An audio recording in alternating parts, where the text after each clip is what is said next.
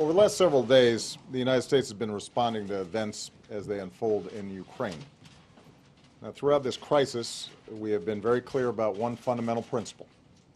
The Ukrainian people deserve the opportunity to determine their own future. Together with our European allies, we have urged an end to the violence and encouraged Ukrainians to pursue a course in which they stabilize their country, forge a broad-based government, and move to elections this spring.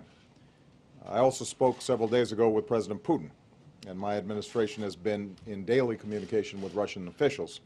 And we've made clear that they can be part of an international community's effort to support the stability and success of a united Ukraine going forward, which is not only in the interest of the people of Ukraine and the international community, but also in Russia's interests. However, we are now deeply concerned by reports of military movements taken by the Russian Federation inside of Ukraine. Russia has a historic relationship with Ukraine, including cultural and economic ties, and a military facility in Crimea. But any violation of Ukraine's sovereignty and territorial integrity would be deeply destabilizing, which is not in the interest of Ukraine, Russia, or Europe.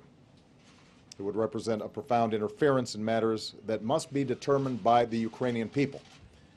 It would be a clear violation of Russia's commitment to respect the independence and sovereignty and borders of Ukraine and of international laws. And just days after the world came to Russia for the Olympic Games, it would invite the condemnation of nations around the world.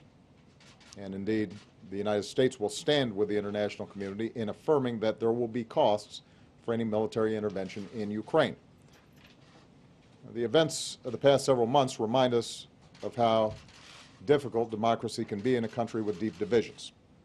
But the Ukrainian people have also reminded us that human beings have a universal right to determine their own future. Right now, the situation remains very fluid. Vice President Biden just spoke with the Prime Minister of Ukraine to assure him that in this difficult moment, the United States supports his government's efforts and stands for the sovereignty, territorial integrity, and democratic future of Ukraine.